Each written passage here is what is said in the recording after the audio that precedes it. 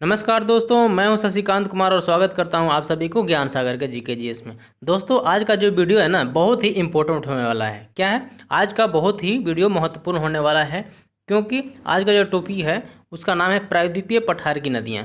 प्रायद्वीपीय पठार की नदियाँ की अगर बात करें तो यह दो भागों में बटा है। किस तरह से? प्रायद्वीपीय पठार की नदियों को दो भागों में बांटा गया है। एक होता है अरब सागर में गिरने वाली नदियाँ, यानी अरब सागर में गिरने वाली नदियाँ, और दूसरा होता है बंगाल की खाड़ी में गिरने वाली नदियाँ। तो हम दोनों के बारे में बात करते हैं। तो हम दोनों के बारे में बात करेंगे। अरब सागर में गिरने वाली नदियाँ इधर हो गया, मान के चलते, या अरब सागर की शाखा हो गई, या बंगाल की खाड़ी की शाखा हो गया। तो इन दोनों के बारे में बात करेंगे कि इन अरब सागर में कौन कौन सी नदी गिरती है और बंगाल की खाड़ी में कौन कौन सी नदी गिरती है। तो उम्मीद है यह वीडियो को आप देख करके आप बहुत ही अच्छे महसूस करेंगे। तो उम्मीद है कि आपको वीडियो समझ में ज़रूर आएगा। तो इस वीडियो को देखते रहिए, अंत तक बने रहिए। तो चलिए आज का वीडियो शुरू करते हैं। प्रायद्वीपीय पठार की नदियाँ। तो सबसे पहले हम बात करेंगे अरब सागर में गिरने वाली नदियाँ। सबसे पहले बात करेंगे अरब सागर की नदियाँ, यानी अरब सागर में कौन कौन सी नदी गिरती है। तो हम उनके बारे में बात करते हैं। तो सबसे पहले बात करते हैं कि अरब सागर में, तो अरब सागर की बात करें तो सबसे पहले आता है नर्मदा नदी। और नर्मदा नदी, साबरमती नदी, तापी नदी, है ना। तो ये सभी क्या है, ये अरब सागर में अपना जल गिराती है। इन नदियों का इम्पोर्टेंस क्या है? तो अगर बात करें हम नर्मदा नदी की, तो नर्मदा नदी की अगर बात करें तो इसका उद्गम स्थल कहाँ है?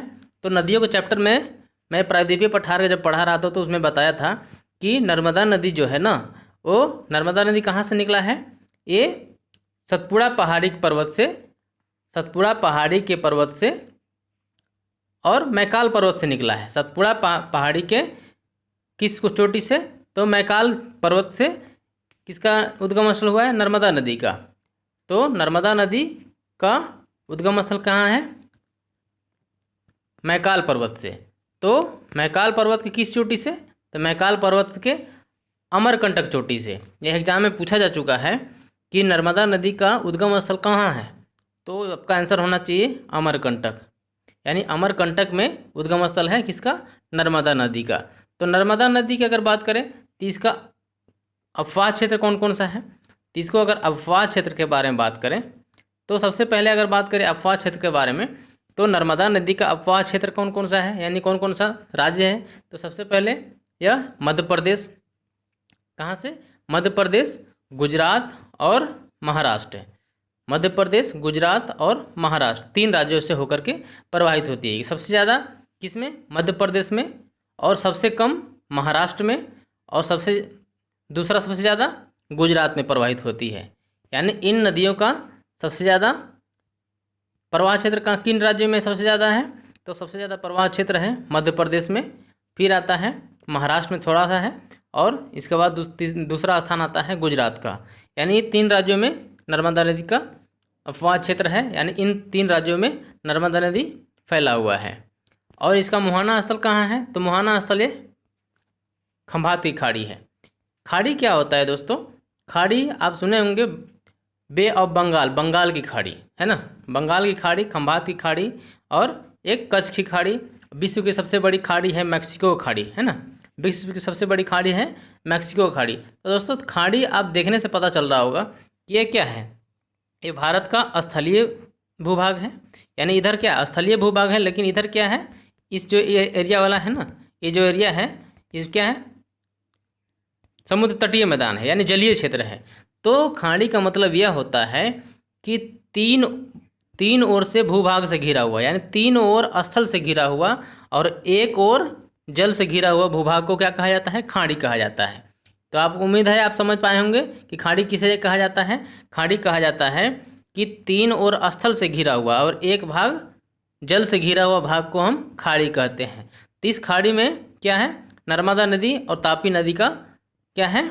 संगम स्थल है और मुहाना है ना। तो उम्मीद है खाड़ी आप समझ गए होंगे। बहुत सारा क्वेश्चन बनता है, खाड़ी से क्वेश्चन बनता है, द्वीप किसे कहा जाता है, महाद्वीप किसे कहा जाता है, प्रायद्वीप किसे कहा जाता है। तो प्रायद्वीप के बारे में पिछले वीडियो में मैं बताया था कि प्रायद्वीप किसे कहा जाता है। तो प्रायद्वीप की अगर बात करें तो यह तीन प्रायद्वीप होता है, तीन भाग जल से घिरा हुआ। इसका उल्टा, जब खाड़ी का जस्ट उल्टा हो जाता है प्रदीप। प्रदीप में क्या था? तीन भाग स्थल से घिरा हुआ, लेकिन अगर प्रायद्वीप के बारे में बात करें तो 3 भाग क्या हुआ, 3 भाग क्या हुआ, जल से घिरा हुआ, और 1 भाग स्थल से घिरा हुआ भाग को क्या कहा जाता है, प्रायद्वीप कहा जाता है। लेकिन बात करें प्रायद्वीप का और खाड़ी में तो अंतर समझ में आ गया होगा। लेकिन अगर बात करें द्वीप की, तो द्वीप का क्या होता है, तो द्वीप होता है जैसे चारों ओर पानी से घिरा हुआ एक भाग स्थल से घिरा हुआ, यानी ये इसमें क्या है, इस सभी में पानी है और बीच में क्या है, ये स्थल है। यहाँ पे क्या है, स्थल है, यहाँ पे लोग रहते हैं, है ना, यहाँ पे मनुष्य लोग रहते हैं, जीव जंतु सभी रहते हैं, तो इसको क्या बोला जाता है, टापू या द्वीप कहा जाता है। तो उम्मीद है द्वीप और प्रायद्वीप और खाड़ी में आप अंतर कर पाए होंगे। तो यहाँ से क्वेश्चन पूछा जाता है कि द्वीप किसे कहा जाता है। आपके पास 4 ऑप्शन रह गया, है ना, कि चारों ओर स्थल से घिरा हुआ, चारों ओर जल से घिरा हुआ, 3 ओर जल से घिरा हुआ। तो आप उम्मीद है यह क्वेश्चन आपसे गलत नहीं होगा, है ना। तो ये हो गया द्वीप हो गया, ये वाला हो गया प्रायद्वीप होगा, यह जो खाड़ी है ये क्या हो गया, खाड़ी हो गया, यानी मैक्सिको खाड़ी। क्या होता है ये मैक्सिको खाड़ी, सबसे बड़ा विश्व की सबसे बड़ी खाड़ी मैक्सिको खाड़ी है। लेकिन अगर बात करें भारत की तो खंबाती खाड़ी, है ना। भारत में 3 खाड़ियाँ हैं, खंबाती खाड़ी है, बंगाल की खाड़ी है और कच्छ की खाड़ी है। 3 खाड़ियों के हम बारे में बात करेंगे। तभी हम बात क्या कर रहे थे, बात कर रहे थे हम नर्मदा नदी का। तो नर्मदा नदी का उद्गम स्थल कहाँ है, नर्मदा सतपुड़ा पहाड़ी के मैकाल पर्वत से अमरकंटक चोटी से, सतपुड़ा पहाड़ी के मैकाल पर्वत के अमरकंटक चोटी से किसका उद्गम स्थल है, नर्मदा नदी का। और नर्मदा नदी से एक और नदी निकलती है कहाँ से, अमरकंटक से, सोन नदी। सोन नदी एक ऐसी नदी है, इसके बारे में पिछले वीडियो में बताया था गंगा नदी तंत्र के बारे में, कि सोन नदी एकमात्र प्रायद्वीपीय भाग की नदी है जो उत्तर की ओर प्रवाहित होती है, और उत्तर की प्रवाहित होते हुए गंगा में मिलने वाली एकमात्र नदी है ना। उत्तर की ओर प्रवाहित होने वाली गंगा में मिलने वाली एकमात्र नदी कौन है, तो उसका आंसर होना चाहिए सोन नदी, है ना। और सोन नदी का उद्गम स्थल कहाँ है, जहाँ पे नर्मदा नदी का उद्गम स्थल है अमरकंटक के मैकाल पर्वत के अमरकंटक चोटी से। तो उम्मीद है नर्मदा नदी और क्या सोन नदी भी आप समझ पाए होंगे। तो सोन नदी का मुहाना स्थल है पटना में है, और नर्मदा नदी का उद्गम स्थल अमरकंटक चोटी और साथ में मुहाना खंभाती खाड़ी में है। तो उम्मीद है यहाँ का क्वेश्चन आप समझ पाए होंगे। फिर यहाँ से क्वेश्चन बनता है दोस्तों कि इसकी लंबाई कितना है, किसकी लंबाई, नर्मदा नदी की लंबाई कितना है। तो इसकी लंबाई हो जाता है 13-12, याद रखिएगा, उल्टे सीधा से गिनती तो आता ही होगा, है ना। तो इसको 12-13 ना करके इसको 13-12 गिन लीजिएगा, नर्मदा नदी का उद्गम स्थल हो जाएगा। और संगम स्थल और लंबाई तीनों में से आप क्लियर हो गया होगा कि इसका उद्गम स्थल कहाँ है, संगम स्थल कहाँ है, इसका लंबाई कितना है। तो कभी कभी पूछ देता है, तो 12-13 इसको याद रखेंगे, है ना, 12-13 इसको याद रखेंगे, गिनती आता ही है। तो उम्मीद है क्वेश्चन आप सही कर पाएंगे। फिर यहाँ से क्वेश्चन बनता है कि नर्मदा नदी मध्य प्रदेश के जबलपुर के निकट से भेड़ाघाट नामक स्थान से अपना धुआंधार जलप्रपात का निर्माण किसके नदी पर है, नर्मदा नदी पर है। किसके नदी पर, नर्मदा नदी पर क्या है, मध्य प्रदेश के निकट जबलपुर के निकट भेड़ाघाट नामक स्थान पर, किस नामक है, भेड़ाघाट नामक स्थान पर क्या है, धुआंधार जलप्रपात का निर्माण हुआ है ना। तो पूछा जाता है आपसे कि धुआंधार जलप्रपात किस नदी पर है। तो धुआंधार जलप्रपात धुआं उड़ा देगा नर्मदा नदी को, है ना। नर्मदा नदी को धुआं कर दिया है किसने, नर्मदा नदी को। धुआंधार जलप्रपात कहाँ है, तो नर्मदा नदी पर है। उम्मीद है क्वेश्चन आप समझ पाए होंगे कि धुआंधार जलप्रपात कहाँ है, तो नर्मदा नदी पर है, मध्य प्रदेश में है, भेड़ाघाट के निकट है। तो यह भी आप समझ पाए होंगे। फिर यहाँ से क्वेश्चन बनता है दोस्तों कि नर्मदा नदी पर इंदिरा सागर बांध परियोजना है। कौन सा सागर बांध परियोजना है, नर्मदा नदी पर ही इंदिरा सागर बांध परियोजना है, और सरदार सरोवर बांध परियोजना और ओंकारेश्वर परियोजना, ये तीनों से क्वेश्चन पूछा जा चुका है। उम्मीद है यह क्वेश्चन पूछा भी जाने वाला है ना। तो ऐसे ऐसे क्वेश्चन को छोड़ना नहीं है। नर्मदा नदी पर कौन कौन सा 3 बांध है ना।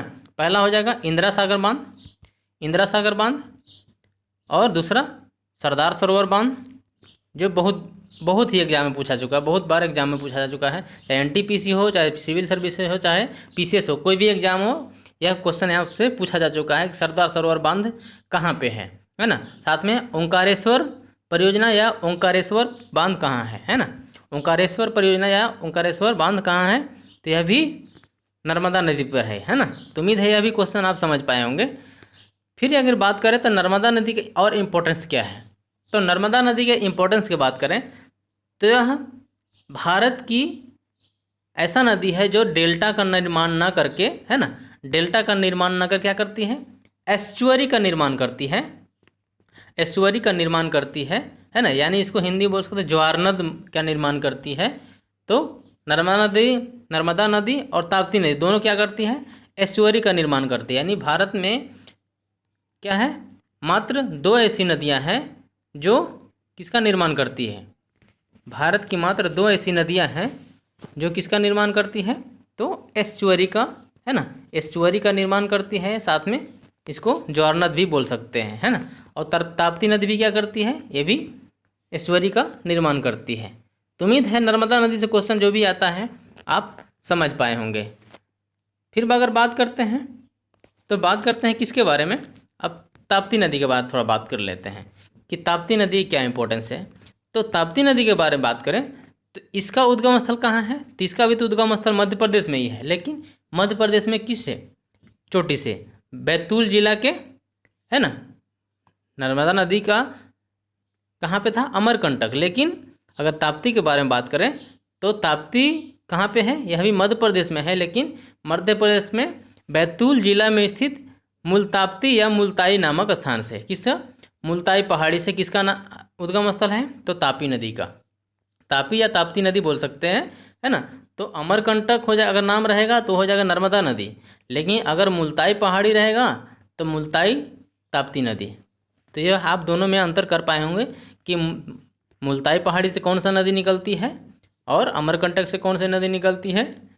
तो यह आप क्वेश्चन उम्मीद है कभी गलत होने वाला नहीं है, क्योंकि यह क्वेश्चन ऐसा बहुत बार एग्जाम में पूछा जा चुका है और क्वेश्चन यहीं से लोग पूछे जाते हैं। फिर अगर बात करते हैं कि यह नदी किन किन राज्यों में प्रवाहित होती है, तो इसका भी दोनों तो एरिया तो बगल में ही है ना, तो दोनों क्या करती है, यह भी मध्य प्रदेश से निकल करके थोड़ा बहुत महाराष्ट्र में और शेष भाग अपना गुजरात के क्षेत्र में प्रवाहित होते हुए कहाँ चल जाती है, यह भी खंभाती खाड़ी में प्रवेश कर जाती है। तो यह भी आप समझ पाए होंगे कि ताप्ती नदी कहाँ है, तो ताप्ती नदी मध्य प्रदेश से निकलकर मुल्ताई पहाड़ी से निकल करके, है ना, मुल्ताई पहाड़ी से निकल करके मध्य महाराष्ट्र में आती है, महाराष्ट्र होते हुए शेष भाग अपना गुजरात को क्षेत्र होते हुए कहाँ जाती है, ये खंभाती खाड़ी में आ जाती है। तो उम्मीद यह भी आप समझ पाए होंगे। अब यहाँ से क्वेश्चन गलत होने वाला नहीं है। अगर बात करें तो वह कौन सा ऐसा पहाड़ी है जो 2 नदियों के बीच में स्थित है, तो वो कौन सा पहाड़ी है, सतपुड़ा पहाड़ी, यानी सतपुड़ा पर्वत है जो 2 नदियों के बीच में स्थित है। कौन कौन सी नदी है, तो नर्मदा नदी और ताप्ती नदी। नर्मदा नदी और ताप्ती नदी के बीच में कौन सी नदी है, नदी नहीं पहाड़ी है, तो सतपुड़ा पहाड़ी। यानी सतपुड़ा पहाड़ी किन 2 नदियों के बीच में, तो नर्मदा नदी और ताप्ती नदी, 2 नदियों के बीच से होकर के कौन सा पहाड़ी गुजरती है, तो सतपुड़ा। तो उम्मीद है यह भी क्वेश्चन आप समझ पाए होंगे। अगर बात करें नर्मदा नदी किन 2 पहाड़ियों के बीच में है, दोनों से क्वेश्चन अलग अलग बन रहे हैं। नर्मदा नदी किन 2 पहाड़ियों के बीच में है, तो नर्मदा नदी विंध्याचल और सतपुड़ा पर्वत के बीच में नर्मदा नदी प्रवाहित होती है। नर्मदा नदी किन नदियों के बीच प्रवाहित होती है, तो नर्मदा नदी जो है ना, ये इसके उत्तर में विंध्याचल पर्वत है और इसके पश्चिम में क्या है, उससे दक्षिण में कौन है, सतपुड़ा पर्वत। लेकिन तीसरा क्वेश्चन आता है ताप्ती नदी किन पहाड़ियों के बीच में है, तो ताप्ती नदी किन 2 पहाड़ियों के बीच में है, तो ताप्ती नदी इसके उत्तर में है सतपुड़ा पर्वत और ताप्ती के दक्षिण में क्या है, अजंता पहाड़ी। और अजंता पहाड़ी से एक बार और क्वेश्चन पूछा जा चुका है, एक बार का कई बार क्वेश्चन पूछा जा चुका है कि अजंता पहाड़ी नहीं, क्वेश्चन ऐसे बनेगा कि भारत का ऐसा कौन सा पहाड़ी है जो केवल एक ही राज्य में फैला हुआ है ना। तो भारत का एकमात्र पहाड़ी कौन है, अजंता पहाड़ी एकमात्र पहाड़ी है जो केवल मात्र एक ही राज्य में, और उस राज्य कौन है, वो राज्य है महाराष्ट्र, है ना। वो कौन है, महाराष्ट्र, यानी अजंता पहाड़ी महाराष्ट्र में है। और अजंता पहाड़ी और किसके, अजंता पहाड़ी और सतपुड़ा पहाड़ी के बीच में कौन सा नदी प्रवाहित होती है, तो ताप्ती नदी।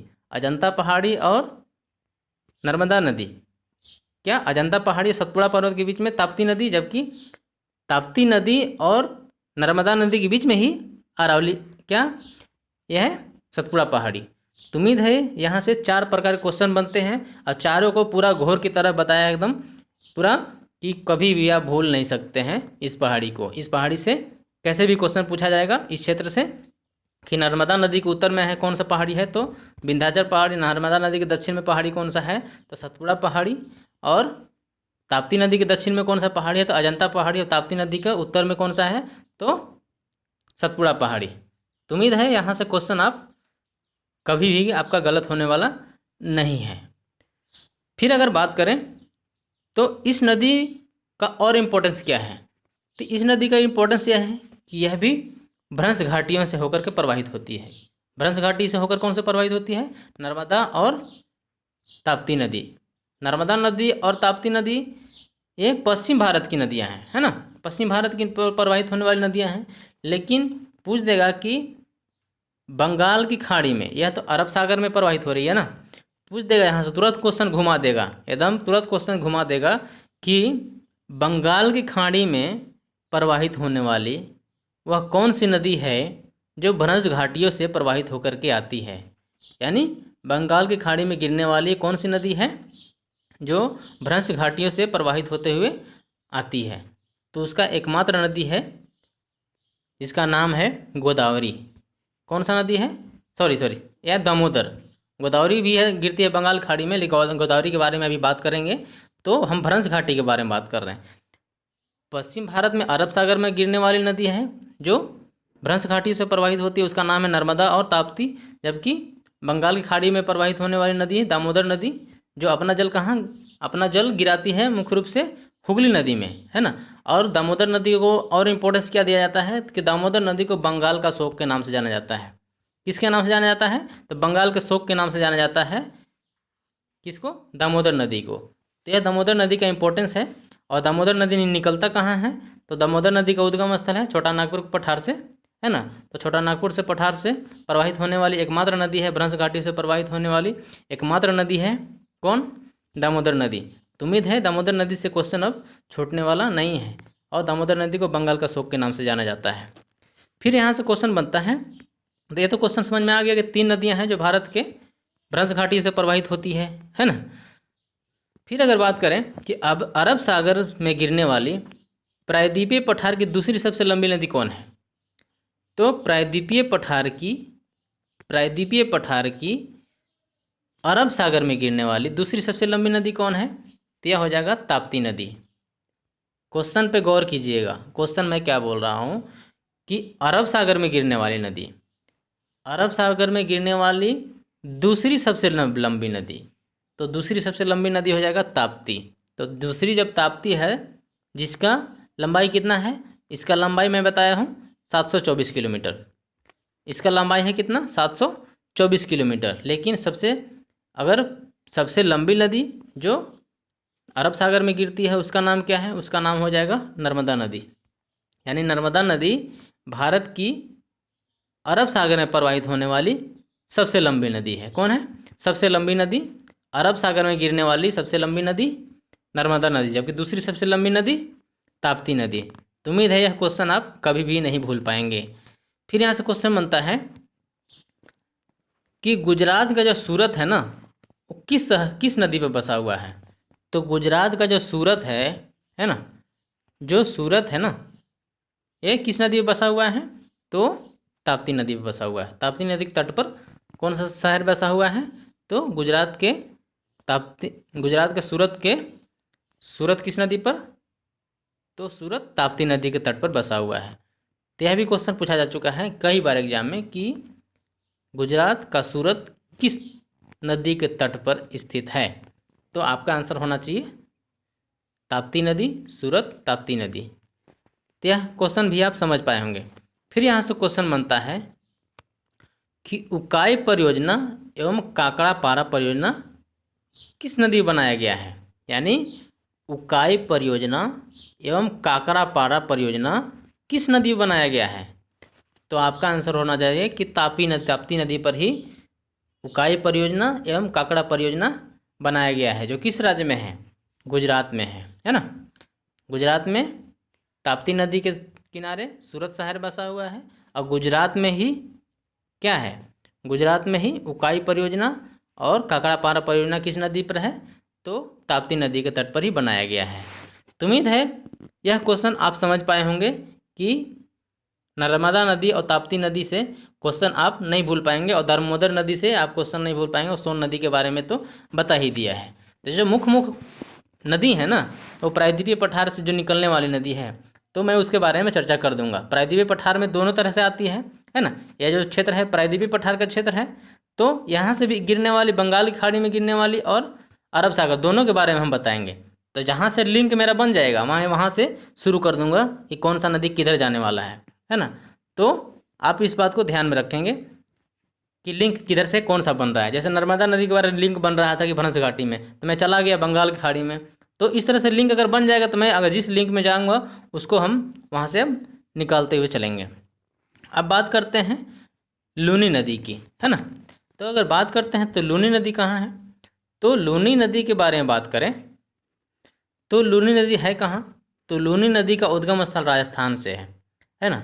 लूनी नदी का उद्गम स्थल कहाँ है, राजस्थान से, है ना। राजस्थान में कहाँ पे, किस जगह पर है, तो लूनी नदी का उद्गम स्थल राजस्थान के अजमेर में है, अजमेर।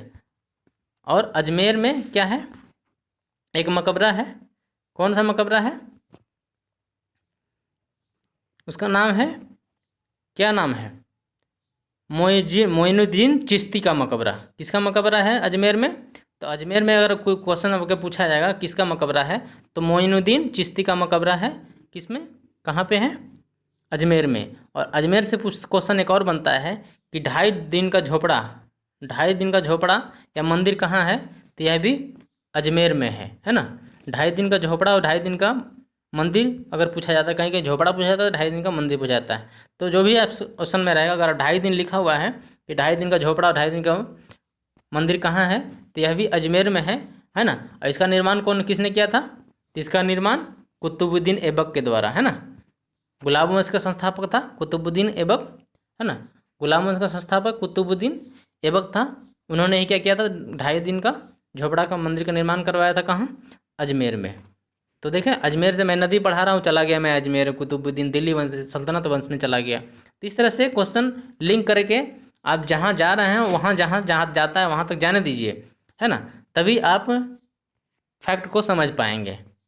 तो उम्मीद है यह क्वेश्चन भी आप समझ पाए होंगे कि क्या कि लूनी नदी का उद्गम स्थल कहाँ है, राजस्थान के अजमेर में, है ना। और किस पहाड़ी की श्रेणी से, तो अरावली पहाड़ी, है ना। तो अरावली पहाड़ी, इसके पश्चिम में अरावली पहाड़ी, राजस्थान में, जो राजस्थान की सबसे लंबी पर्वतमाला कौन है, अरावली। अरावली के बारे में एक इम्पोर्टेंस है कि यह विश्व का सबसे प्राचीन अवशिष्ट पर्वत है।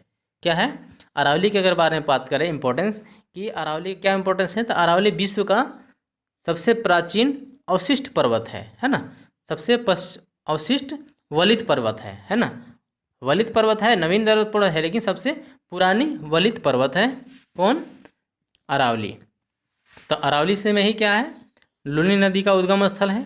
और यह अपना जल कहाँ गिराती है, तो यह अपना कच्छ की खाड़ी में जल गिराती है। यह अपना कहाँ गिराती है, यह कच्छ की खाड़ी में विलीन हो जाती है और मरुस्थलीय नदी क्षेत्रों में यह प्रवाहित होने लगती है। और इस नदी को मरुस्थली जब प्रवाहित होती है तो मरुस्थली नदी के नाम से भी जाना जाता है। उम्मीद है जो जिस जगह पे लोग जिस तरह से रहते हैं वहाँ के लोग रहते हैं, उसी नाम से लोग जाना जाता है। तो इस तरह से मरुस्थलीय में प्रवेश किया जाता है, इसलिए मरुस्थली नदी के नाम से भी इसको जाना जाता है। अगर बात करें, नेक्स्ट आता है माही नदी। देख रहे हैं माही नदी, तो माही नदी भी भारत के इम्पोर्टेंस के देश काफ़ी महत्वपूर्ण नदी है। बताइए क्यों, कि सबसे महत्वपूर्ण इम्पोर्टेंस यही है। क्या है इसका इम्पोर्टेंस नदी, कि यह माही नदी का इम्पोर्टेंस क्या है, सबसे बड़ा इम्पोर्टेंस है कि यह एकमात्र नदी है। कौन, यह एकमात्र नदी है जो हमारे भारत के बीचों बीच से जो कर्क रेखा गुजरती है, 23.5 डिग्री उत्तरी अक्षांश, 23.5 डिग्री उत्तरी अक्षांश, यह भारत के बीचों बीच से होकर गुजरती है। तो उसमें क्या है, यह माही नदी जो है ना, वो 2 बार काटती है। यानी जैसे अगर हम कर्क रेखा, तो इसको 2 बार काट देती है, इधर से भी काटती है, इधर से भी काटती है। तो 2 बार काटने वाली एकमात्र नदी कौन है, माही नदी है। छोटी नदी, लेकिन इंपॉर्टेंस इसका इतिहास में बहुत बड़ा है ना, ज्योग्राफी में इसका बहुत बड़ा है, ये एग्जाम में पूछा जाता है। तो यह मत देखिए ये छोटी नदी है, छोटी के नहीं, इसका इंपॉर्टेंस क्या है इसके बारे में समझिए कि यह किस दृष्टि से एग्जाम में पूछा जाता है ना। तो माही नदी का सबसे बड़ा इंपॉर्टेंस यही है कि यह कर्क रेखा को दो भागों में 2 बार काट देता है, 2 भागों में नहीं, 2 बार काटता है। फिर यहाँ से क्वेश्चन बनता है कि माही नदी का उद्गम स्थल कहाँ है। तो माही नदी का उद्गम स्थल मध्य प्रदेश के धार जिला में स्थित विंध्य पर्वत के श्रेणी से निकलता है। कहाँ से निकलता है माही नदी? तो माही नदी मध्य प्रदेश में, एमपी में, है ना, धार जिला में स्थित विंध्य पर्वत की पहाड़ी से निकलता है। तो यहाँ से 2 ही क्वेश्चन पूछा जाता है कि इसका उद्गम स्थल कहाँ है। तो विंध्य पर्वत के, है ना, धार जिला में, मध्य प्रदेश से निकलती है। और इसका सबसे बड़ा इंपॉर्टेंस बता ही दिया कि कर्क रेखा को 2 बार काटती है। फिर इसका मुहाना पूछता है कि मुहाना कहाँ है। तो माही नदी का मुहाना कहाँ है? राजस्थान का मरुस्थलीय क्षेत्र में यह सबसे लंबी है नदी है। कौन सा है? माही नदी जो है ना, यह राजस्थान के मरुस्थलीय क्षेत्र में प्रवाहित होने वाली यह भारत की सबसे लंबी नदी माही नदी है, जो राजस्थान के मरुस्थलीय क्षेत्र में प्रवाहित होती है। तो उम्मीद है यहाँ भी क्वेश्चन आप समझ पाए होंगे।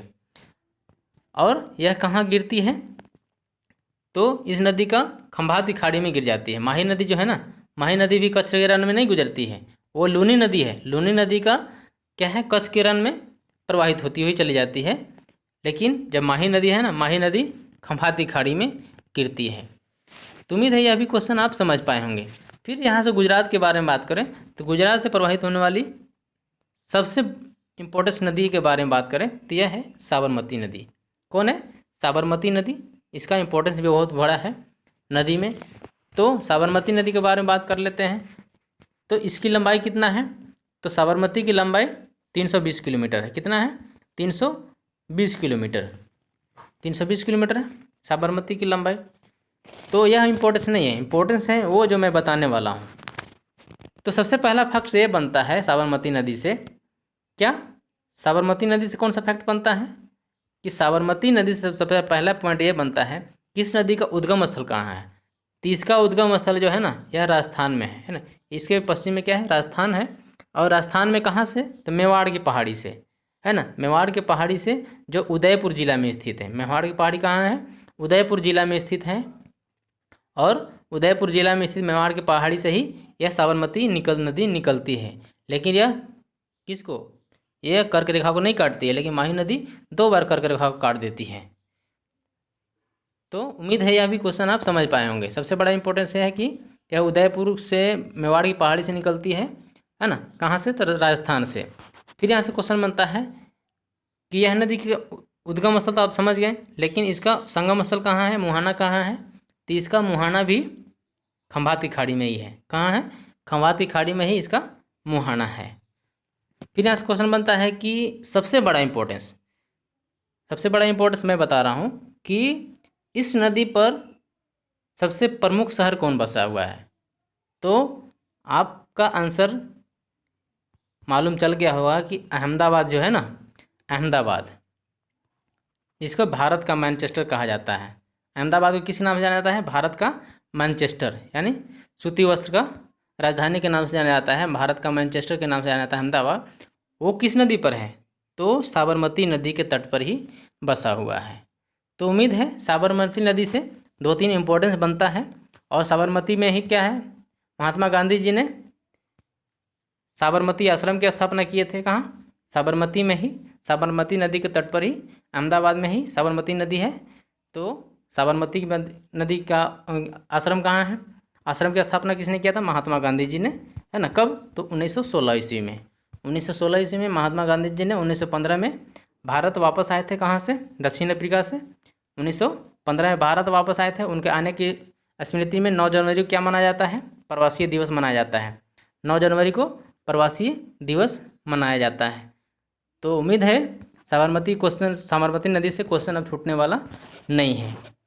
अब बात करते हैं भरतपुजा नदी के बारे में, है ना, जो कहाँ अपना जल गिराती है। ये कहाँ अपना जल गिराती है? तो यह अपना जल कहाँ गिराती है? अरब सागर में, है ना। भरतपुजा केरल में प्रवाहित होने वाली नदी है। भरतपुजा जो केरल की सबसे लंबी नदी है। ये पेरियार नदी भी है ना, और भरतपुजा नदी भी है। 2 नदी है यहाँ पे जो एग्जाम के दृष्टिकोण से बहुत ही महत्वपूर्ण नदी है। कौन सी नदी? भरतपुजा नदी। तो भरतपुजा नदी की अगर बात करें तो इसका इम्पोर्टेंस है कि केरल में प्रवाहित होने वाली कौन सी नदी? यह सबसे लंबी नदी है। कौन सी नदी है? भरतपुजा नदी केरल में प्रवाहित होने वाली सबसे लंबी नदी है। फिर यहाँ से क्वेश्चन निकलता है कि यह नदी का उद्गम स्थल कहाँ है? तो यह नदी अन्नामलाई पहाड़ी से निकलकर अपना जल कहाँ गिरा देती है? तो अन्नामलाई क्या है? यहाँ पे अन्नामलाई है और अन्नामलाई पहाड़ी से निकल करके अपना जल गिरा देती है कहाँ? अरब सागर के। तो अरब सागर में जल गिराने वाली क्या केरल की सबसे लंबी नदी अगर पूछा जाए तो हो जाएगा भरतपुजा। भरतपुजा नदी केरल में प्रवाहित होने वाली सबसे लंबी नदी है। फिर आता है पेरियार नदी, दूसरा स्थान आता है पेरियार नदी। तो पेरियार नदी के बारे में दूसरा सबसे मुख्य इम्पोर्टेंस यह है कि यह केरल में प्रवाहित होने वाली दूसरी सबसे लंबी नदी कौन है? तो दूसरी सबसे लंबी नदी हो जाएगा पेरियार नदी, है ना। अब यह भी कहाँ से निकलता है? तो यह भी अन्नामलाई पहाड़ी से ही निकलता है। क्या? अन्नामलाई चोटी से ही, पहाड़ी से ही निकलता है और अपना जल अरब सागर में गिरा देता है। और अन्नामलाई से अगर जब नाम ले लिए हैं तो अन्नामलाई से भी क्वेश्चन निकाल दे रहे हैं। तो अन्नामलाई से क्वेश्चन निकाल देते हैं कि अन्नामलाई की सर्वोच्च चोटी कौन है? तो अन्नामलाई की सर्वोच्च चोटी है अन्नामुड़ी। क्या? अन्नामुड़ी सर्वोच्च चोटी है। तो अन्नामलाई पर्वत की सर्वोच्च चोटी है, जिसे दक्षिण भारत का सर्वोच्च चोटी भी कह सकते हैं, या अन्नामलाई की सर्वोच्च चोटी अनाईमुड़ी, जिसे दक्षिण भारत का सर्वोच्च चोटी के नाम से जाना जाता है। और दक्षिण भारत का सर्वोच्च चोटी के नाम से जब अनाईमुड़ी है तो दूसरा नाम किसका आता है? तो दूसरा नाम आता है तमिलनाडु के में स्थित है नीलगिरी पहाड़ी। और नीलगिरी पहाड़ी का सर्वोच्च चोटी है कौन? नीलगिरी पहाड़ी की सर्वोच्च चोटी है दोदा बेटा, जो प्रायद्वीपीय भारत या दक्षिण भारत की दूसरी सबसे ऊंची चोटी है दोदा बेटा। तो उम्मीद है दोदा बेटा और अन्नामलाई को आप नहीं भूल पाएंगे, क्योंकि दोदा बेटा और अन्नामलाई से दोनों से क्वेश्चन पूछा जाता है। फिर हम बात करते हैं, यह तो बात हो गया किसका? अरब सागर में जल गिराने वाली नदियाँ। अरब सागर में एक और नदी आता है, गोवा के तट पर है। गोवा के तट पर है दो नदी को आप याद रखेंगे। एक होता है कौन? मांडवी नदी, मांडवी नदी है। और दूसरा आता है जुआरी नदी। कौन? जुआरी नदी, मांडवी नदी और जुआरी नदी। वह भी जो जल है ना, वह भी अपना कहाँ गिराती हैं? यह अरब सागर में ही अपना जल गिराती है। तो मांडवी नदी और जुआरी नदी दोनों अपना जल कहाँ गिराती हैं?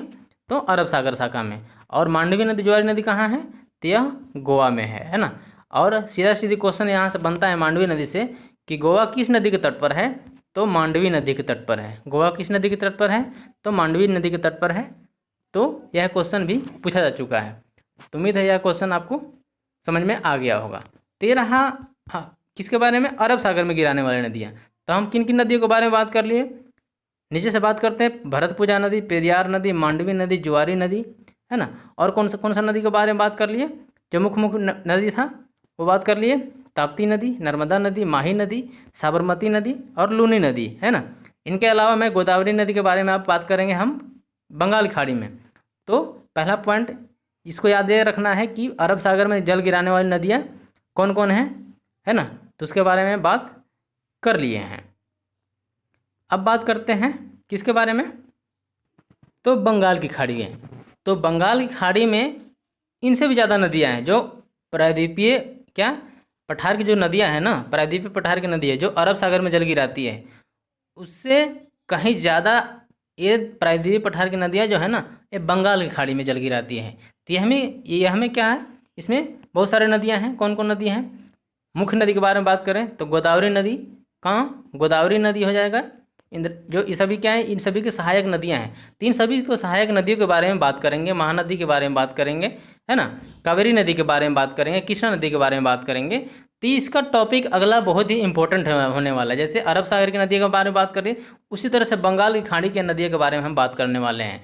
तो अगला वीडियो इससे भी इंपॉर्टेंट होने वाला है कि बंगाल की खाड़ी में गिरने वाली नदियाँ और अरब सागर में गिरने वाली नदियाँ में दोनों में अंतर डिफरेंस कर पाएंगे। तो उम्मीद है अगर आप जानना चाहते हैं कि बंगाल की खाड़ी में गिरने वाली नदियाँ कौन कौन सी है, उसका सीरीज क्या है, तो उसके बारे में वीडियो देखने के लिए आप अगला वीडियो का इंतज़ार करें। तब तक के लिए इस वीडियो में इतना ही रहने देते हैं। तब तक के लिए आप सभी को, इस वीडियो को देखने के लिए आप सभी को बहुत बहुत धन्यवाद।